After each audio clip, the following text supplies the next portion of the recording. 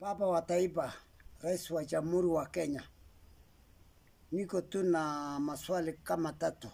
Ya kwanza, nataka kusema asante mahali sisi tuko hapa Naiberi, asante kwa manyumba ambayo mlijengewa sisi. Hiyo ni kitu ya kwanza. Hata ingawa nyumba ngine hakuna kitu, nasema asante. Ya pili, nataka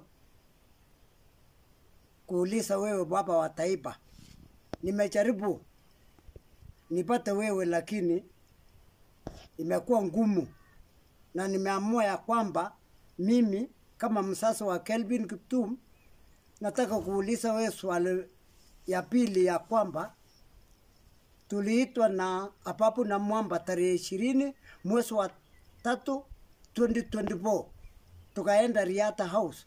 Wakati tulipika huko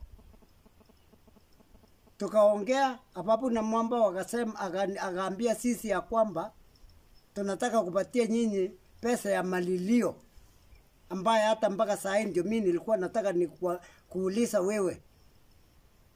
Wakapatia familia ya coach wa Kiptum ya Rwanda Chavez, wakapatia 5 million.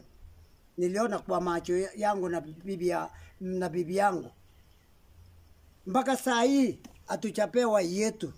Sijui pesa hiyo yetu ya 5 million ilienda wapi. Ya pili, mpaka saa hii Baba wa Taifa,